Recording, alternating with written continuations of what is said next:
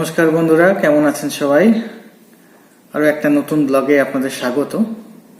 আজকের এই ব্লগে কানাডার ট্যাক্স সিস্টেম সম্বন্ধে একটু ইনফরমেশন দেব। আমি এবারে কানাডায় এসে প্রথম ইনকাম ট্যাক্স এখানে ফাইল করছি, রিটার্ন ফাইল করছি।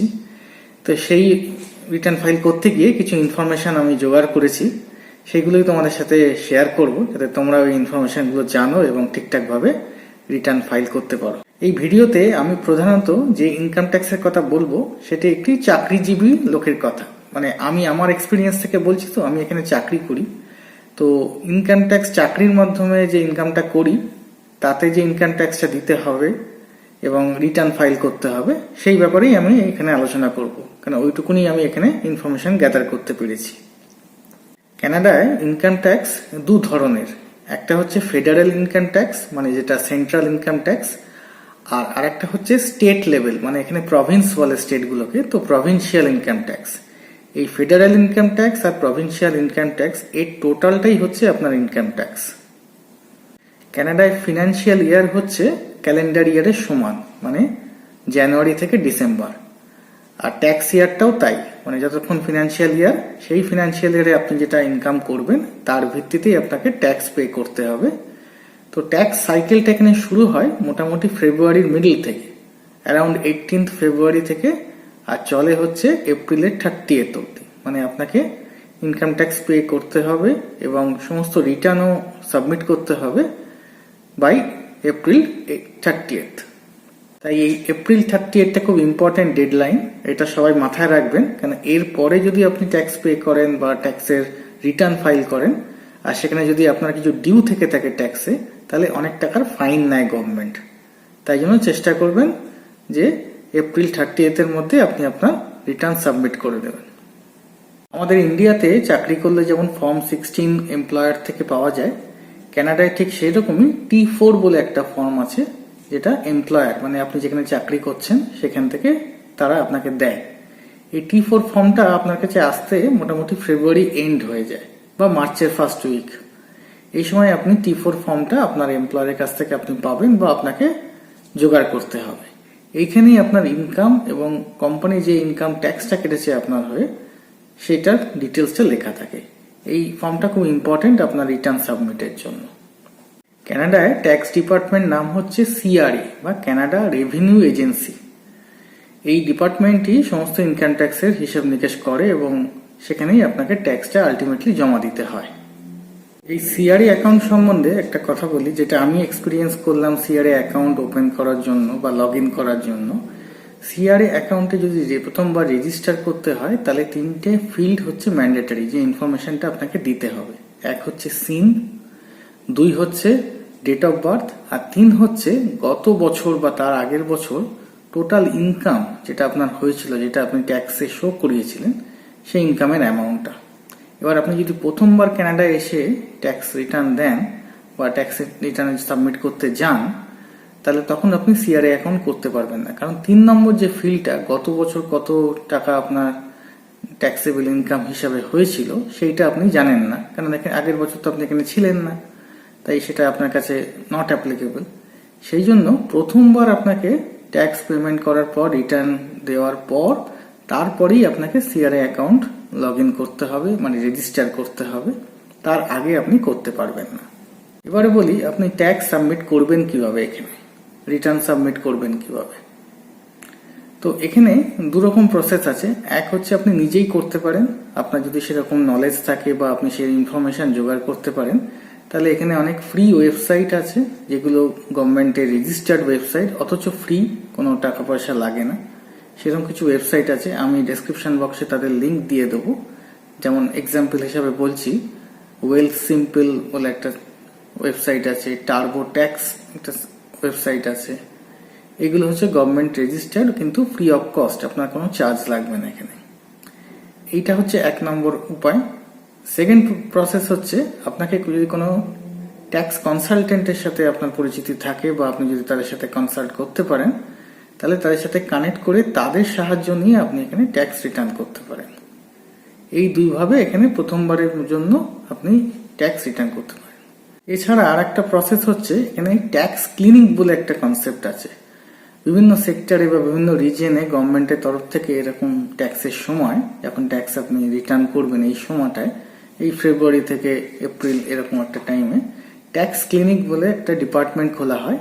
এখানে আপনি যদি যোগাযোগ করেন তাহলে এনারা হেল্প করেন কি করে আপনি ট্যাক্স রিটার্ন সাবমিট করবেন। তবে এই পদ্ধতিটা আমি খুব একটা ইনফরমেশন গ্যাদার করতে পারিনি, আমার কাছে ডিটেলস ইনফরমেশনটা নেই। আপনি চাইলে এইটার ব্যাপারেও খোঁজ করে নিতে পারেন। আপনি যখন অনলাইনে ট্যাক্স রিটার্ন সাবমিট করবেন বা কোনো ট্যাক্স কনসালটেন্টের সঙ্গে ট্যাক্সের ব্যাপারে কথা বলবেন, তাহলে যে ইনফরমেশনগুলো আপনাকে প্রোভাইড করতে হবে তার মধ্যে প্রথম হচ্ছে আপনার সিন। এটাই এখানকার আমাদের ইন্ডিয়ার ইকুইভ্যালেন্ট প্যান নাম্বার মতো। এটা আপনার ট্যাক্স সাবমিট করতে লাগবেই। আর আপনি যখন কানাডায় আসছেন প্রথমেই আপনাকে সিন অ্যাপ্লাই করে সিনটা জোগাড় করতে হবে। তো এই সিন নাম্বারটা খুব ইম্পর্টেন্ট। আর একটা হচ্ছে 84 ফর্ম, যেটা আপনাকে আপনার এমপ্লয়ার মানে যেখানে আপনি চাকরি করেন তারা দেবে। 84 ফর্মে আপনার টোটাল ইনকাম আর টোটাল কোম্পানি যত ট্যাক্স কেটেছে সেগুলো লেখা থাকবে। এছাড়া আপনার এমপ্লয়মেন্ট ইন্স্যুরেন্স যেটা, তার সম্বন্ধে ইনফরমেশন থাকবে। আরও যদি কিছু ফিনান্সিয়াল ইনফরমেশন থাকে সেইগুলো ওখানে লেখা থাকবে। তো এই ফর্মটা আপনাকে হ্যান্ডি রাখতে হবে। এই ছাড়া আরও যে কিছু সাপোর্টিং ডকুমেন্ট লাগে, যেগুলো আপনার কোনো ডিডাকশন বা কোনো যদি আপনি এক্সেমশন ক্লেম করেন সেই ক্ষেত্রে আপনার কিছু সাপোর্টিং ডকুমেন্ট লাগবে, সেগুলো লাগতে পারে। সাপোর্টিং ডকুমেন্ট হিসাবে আপনি যে যে ডকুমেন্টগুলো হ্যান্ডি রাখতে পারেন এই সাবমিশনের সময়, সেগুলো হচ্ছে আপনার কোনো ইনভেস্টমেন্ট অ্যাকাউন্ট। এখানে অনেক রকমের ইনভেস্টমেন্ট অ্যাকাউন্ট আছে, যেমন RRSP, এটা একটা রিটায়ারমেন্ট সেভিংস প্ল্যানের মতো। এছাড়া FSHA, ফার্স্ট টাইম এখানে হোম বায়ারের জন্য এই ধরনের ইনভেস্টমেন্ট অ্যাকাউন্ট আছে। এখানে যে অ্যামাউন্টটা আপনি প্রত্যেক মাসে সেখানে সেভ করছেন সেইটা ট্যাক্স এক্সেম্পট হিসাবে দেখানো যেতে পারে। এছাড়া মেডিকেল এক্সপেন্স, আপনি যদি কোনো রকমের মেডিকেল এক্সপেন্স করে থাকেন, মানে ওষুধ কিনে থাকেন বা ডাক্তারের দেখিয়ে থাকেন যেখানে আপনাকে পয়সা দিতে হয়েছে, বা অন্য কোনো চিকিৎসা করে থাকেন, সেই অ্যামাউন্টটা আপনি এক্সেমশন হিসেবে ক্লেম করতে পারেন। আপনি যদি কোথাও চ্যারিটেবল ডোনেশন করে থাকেন, চ্যারিটি অর্গানাইজেশনে ডোনেট করে থাকেন, সেই ডোনেশন স্লিপটা মানে যেটা রিসিপ্টটা, সেটাকেও আপনি হ্যান্ডি রাখতে পারেন। আপনার এখানে আপনি সেটাকে ট্যাক্স এক্সেম্পটের মধ্যে রাখতে পারেন। এখানে আরেক রকমের বেনিফিট পাওয়া যায়, সেটাকে বলে ট্রিলিয়াম বেনিফিট। আপনি যদি কানাডায় কোনো রেন্টাল হোমে থাকেন, তাহলে আপনি প্রত্যেক মাসে যে রেন্টটা পে করছেন সেই পেমেন্ট অ্যামাউন্টটা আপনি এক্সেমশন হিসেবে দেখাতে পারেন। আর সেখানে যখন আপনি ইলেকট্রিসিটির জন্য পে করছেন রেন্টাল হোমে, সেই এনার্জি কস্ট যেটা, সেটাকেও আপনি এখানে এক্সেমশনের জন্য দেখাতে পারেন। তো এই ধরনের রিসিপ্টগুলোকে আপনি হ্যান্ডি রাখবেন। একটা ব্যাপার হলো, আপনি যদি ট্যাক্স ইয়ারের মাঝখানে সময় যদি কানাডায় আসেন, তাহলে তার আগে বছরের প্রথম থেকে মানে জানুয়ারি থেকে ওই সময় অবধি আপনি যে দেশে ছিলেন সেই দেশে যে টাকা আপনি ইনকাম করেছেন তার একটা হিসেব এখানে ট্যাক্স রিটার্নের সময় দেখাতে হয়। ধরুন আপনি ইন্ডিয়া বা বাংলাদেশ এরকম জায়গা থেকে এসছেন এবং তার এখানে আসার আগে ওখানে ইন্ডিয়াতে বা বাংলাদেশে আপনি চাকরি করতেন, তাহলে যে টাকা আপনি চাকরি করে ইনকাম করেছেন বছরের প্রথম থেকে জানুয়ারি মাস থেকে আপনি যে সময় কানাডায় এসছেন অত অবধি টাইমের মধ্যে আউটসাইড কানাডা যে টাকা আপনি ইনকাম করেছেন তার একটা হিসেব এখানে দেখাতে হয় রিটার্নের সময়। যদি আপনি ব্যাচেলার বা আনম্যারিড হন, তাহলে রিটার্ন ফাইল করার সময় আপনার স্টেটাস হবে সিঙ্গেল। আর যদি আপনি ম্যারিড হন এবং আপনার স্পাউস কানাডাতেই থাকে, তাহলে আপনার দুজনেই একসাথে রিটার্ন ফাইল করতে পারেন। সেক্ষেত্রে কিছু এক্সট্রা বেনিফিট পাওয়া যায়, সেগুলো আপনি আপনার ট্যাক্স কনসালটেন্টের সঙ্গে কথা বলে ভালো করে জেনে নেবেন। এছাড়া আলাদাভাবে দুজন মিলে আলাদা করেও রিটার্ন ফাইল করতে পারেন। আর যদি আপনার স্পাউস কানাডার বাইরে অন্য কোনো দেশে থাকে, তাহলে সেক্ষেত্রে আপনাকে স্ট্যাটাস দেখাতে হবে ম্যারিড, বাট স্পাউসের লোকেশন হচ্ছে আউটসাইড কানাডা। সেখানে কিন্তু আপনার স্পাউসের যদি কোনো ইনকাম থাকে আউটসাইড কানাডা, সেইটাও দেখাতে হতে পারে। সেই ইনফরমেশনগুলো আপনি আপনার ট্যাক্স কনসালটেন্টের সঙ্গে ভালো করে জেনে সেইভাবে ইনপুটগুলো করবেন। আপনার স্পাউসের যদি কানাডাতে কোনো ইনকাম নাও থাকে, তাহলেও আপনি আপনার স্পাউসের জন্য রিটার্ন ফাইল করতে পারেন। সেক্ষেত্রে কিছু সুবিধা পাওয়া যায়। এই কি সুবিধা পাওয়া যায় এগুলো আপনি আপনার ট্যাক্স কনসালটেন্টের সাথে ভালো করে ডিসকাস করে নেবেন।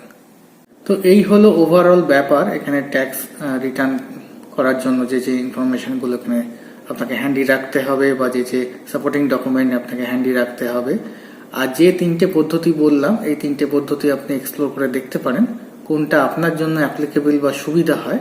আপনি সেই পদ্ধতিটাই আপনি ফলো করে এবারের জন্য ট্যাক্স রিটার্ন দেবেন এখানে। আর ডেটটা মনে রাখবেন, ডেডলাইন ডেট সেটা হচ্ছে এপ্রিল 30th। ওই ডেটের আগেই যেন আপনি ট্যাক্স রিটার্নটা সাবমিট করতে পারেন, এরপরে হলে কিন্তু অনেক টাকার পেনাল্টি হয়ে যাবে। আজকের ইনফরমেটিভ ব্লগটা এখানেই শেষ করছি। আপনারা সবাই ভালো থাকবেন, সুস্থ থাকবেন, আর সময় মতো ইনকাম ট্যাক্স রিটার্ন ফাইল করবেন। ভুলে যাবেন না ডেডলাইন ডেটটা এপ্রিল 30th।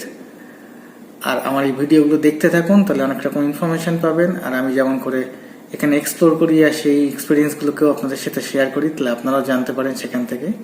যদি ভিডিওগুলো ভালো লাগে থাকে তাহলে please like, share and subscribe, যাতে অন্যরাও এই ভিডিওগুলো পায় এবং এই ইনফরমেশনগুলো নিয়ে তারাও কিছু ইনফর্ম ডিসিশন নিতে পারে বা ইনফরমেশনগুলো তাদের সুবিধার্থে কাজে লাগাতে পারে। আজকের মতো টাটা।